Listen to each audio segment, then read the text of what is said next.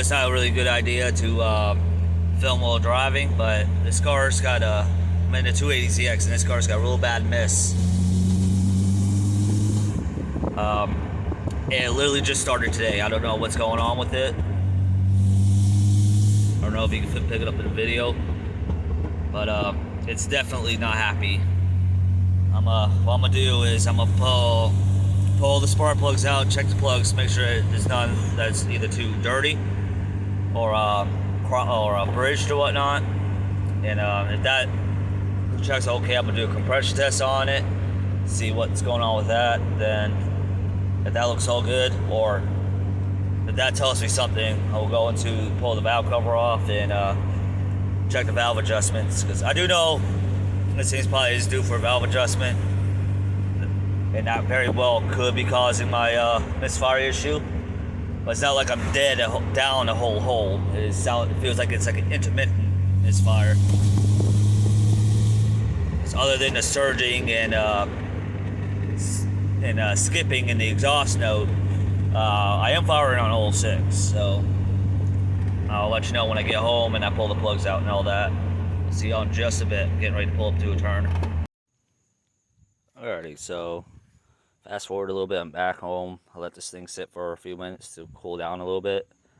And as you see, I already pulled out all the spark plugs. And they all look relatively the same. You can tell it was burning a little bit of oil. But I don't really see anything too alarming. I mean, the gap on cylinder 2, which is this one right here, does look like it's opened up a little bit more than all the others. So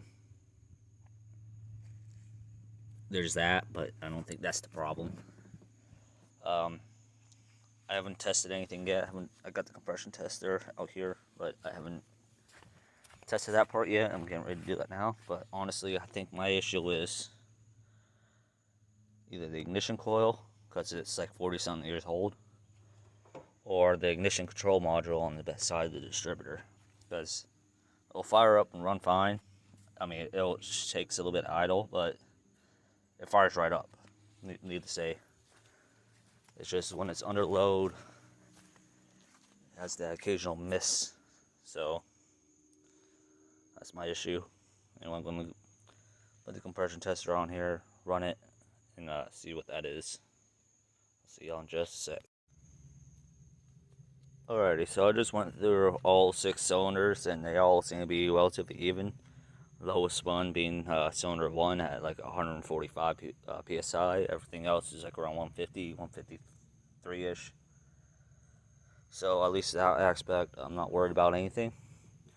Still might pull this valve cover off later on to inspect the camshaft, make sure that the valve adjustments are proper.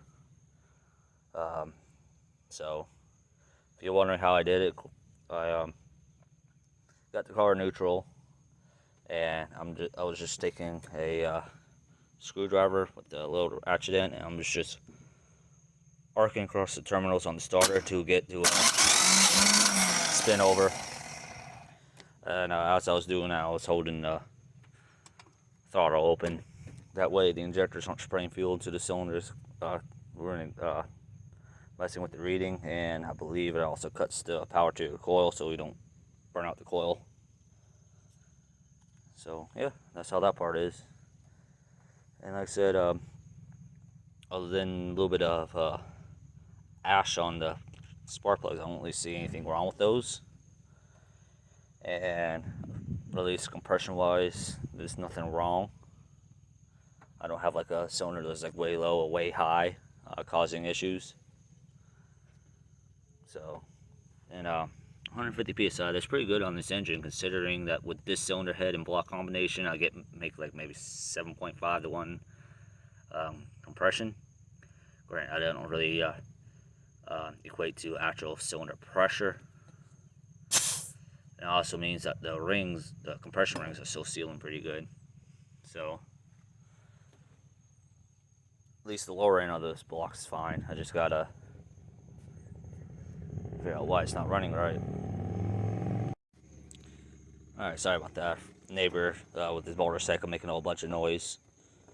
But anyway, so next step is put all this back together, and I'm gonna at least put the spark plugs back in. Actually, I should probably leave those out. I'll leave the spark plugs out tomorrow. Well, I might take the valve cover off tonight, but essentially I'm gonna pull this valve cover off, and tomorrow when it's nice and I got time, because it's going to take a little bit of time to do this valve adjustment, I'll check the valve adjustment. I already did a video on it. I'll probably link that in the description, or put that little icon on there. Going over that. It's relatively simple. It just takes a lot of finagling and special touch with the feeler gauges to get the adjustments where they need to be. So I'm probably going to leave the video off right here. Well, by the time I get back with this video, I'll have the valve adjustment done and probably everything else done. I just want to see what the mechanical health of the engine's doing. So, yep. Anyway, I'll see y'all later.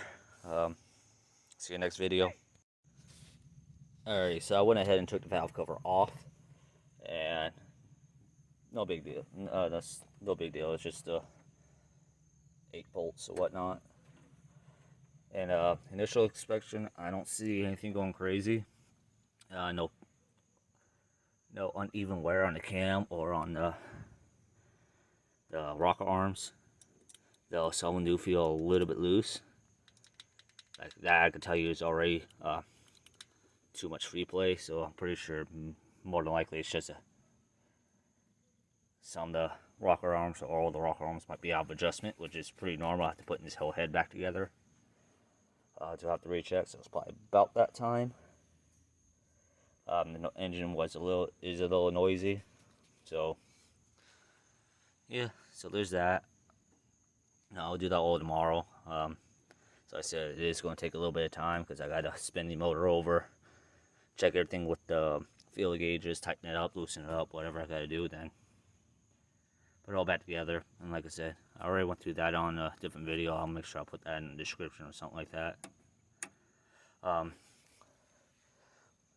I said, I just want to pull the cover off to make sure there's nothing like catastrophically wrong, which the compression test was fine. It says everything was fine, so I was pretty sure all this was fine.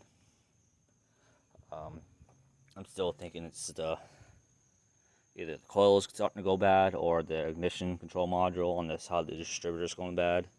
It's going bad, I should say.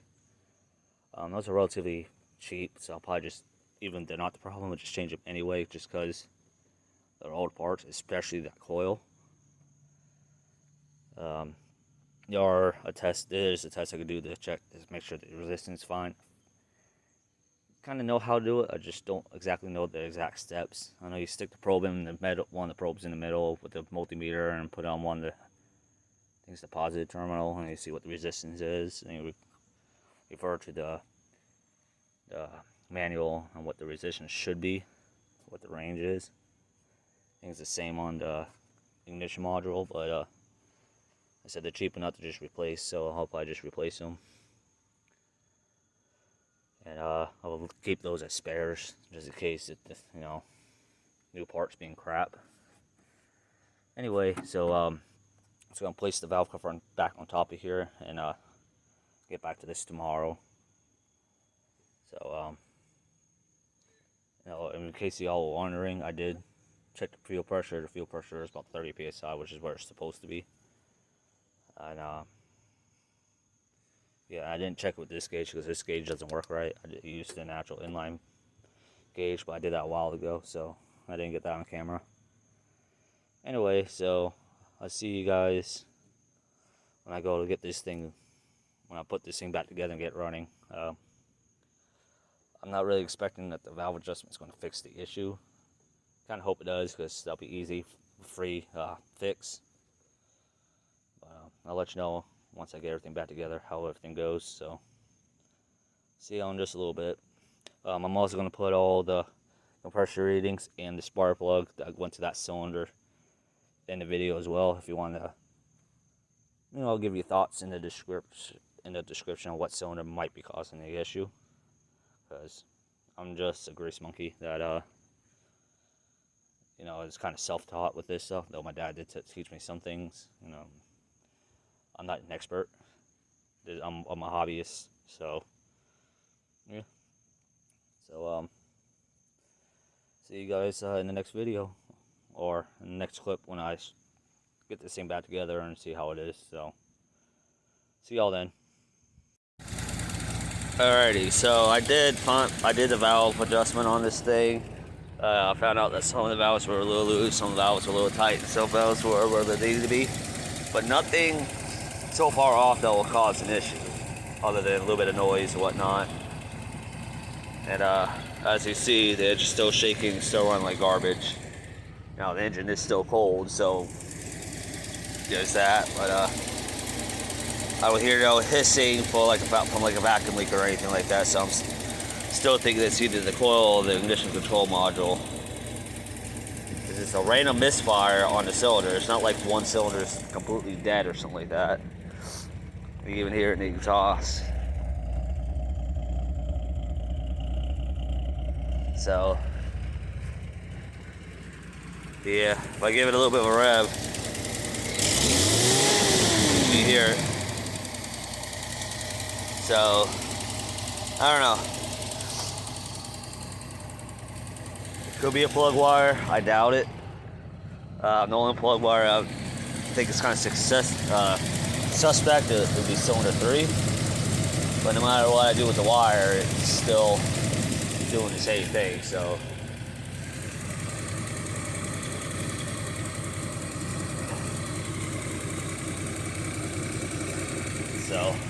I don't know.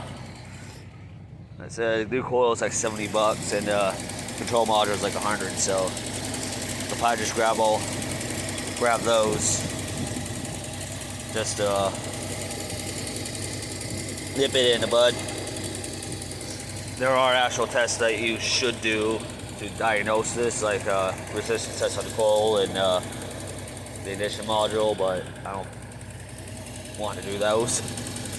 They're old anyway, so they're probably about time to be replaced. Anyway, I'm gonna leave it off here. Don't know what to do. Like, comment, subscribe, and pay attention to my other videos coming out. And be safe, have fun, and see you in the next video. Alrighty, so it's a couple of days later, and after some other tests, I determined that the injector on cylinder number 4 is either clogged or not opening up all the way. I put power to it and it clicks, but I think it's either clogged or, like I said, not opening up all the way. And these are all relatively new. They're all got lifetime warranties, so I was able to warranty out that one injector. I already disconnected the distributor cap. That way all the spark plug wires are out of the way. I gotta pull this hose off, and pull both of the hoses off. On the normal 280 EZX with the normal fuel pressure regulator, it'll just be the 2 hoses over here. I just did it this way to get the car running, and it's been like this ever since. I think I got the factory fuel pressure regulator I might put on, because I'm probably going to need this for the truck, but that's beside the point. I also got a new fuel filter that's going to replace this one. This fuel filter is relatively new, but I'm going to replace it with the fuel injector. That way I know I don't have any issues. So basically what I'm going to do, I'm going to disconnect all these electrical wires. They pretty much lay where they got to go, and even then the rear section fires off all at once and the front section fires off all at once, because it's batch fire. It's not sequential injection, so it doesn't really matter. As long as you get them in there in relatively the right spots, the car will run fine. Also, we'll have to pull this hose off, then and then pull the fuel rail off. So I'm gonna get all that done. I think I already got videos on that. And either way, it's relatively simple. You just pull a couple bolts off, pull all the nuts off with the fuel injectors, and the whole thing will lift out. It's relatively simple. Oh, and there's also this bolt right here for the power steering pump tensioner. I have to loosen that up, and you get the front of this out. And I think there's another bracket usually that I don't have on here, so that's one less thing to worry about. and there's usually a bolt right here and another bolt over here that I don't have installed because I forgot about them. Needless to say that the fuel rail it's not under any tension, or shouldn't be under tension, and the fuel injectors themselves pretty much hold them in. Anyway, I'm gonna go get this done as soon as possible. That way I can fire this thing up, put some gas in it, and drive it, because the truck takes too much gas. So see y'all in just a little bit. Alrighty, as you can tell, I got the car running again. New fuel filter, new fuel injector. I moved it to the back, just so if it's still misfiring, I can see where the misfire is. If it's still in the 4, I know there's a bigger problem. But as you can probably tell, running nice and smooth. It's almost warmed up. I'm gonna give it goosey a couple times. Just much better, much happier. So that's pretty much it. Like I said, I went through the process, checked the spark plugs, checked the compression, checked the electrical, and I got it working. Like I said, the fuel injectors were under warranty, so it was pretty much a free fix, minus the price it's going to take to ship the bad injector back. But even then, I'm happy. I got my car on the road. It's a little sketchy trying to drive this thing because it was shaking and all that. So, yep. I'll see y'all in the next video. It might be something with the truck too, so stay tuned.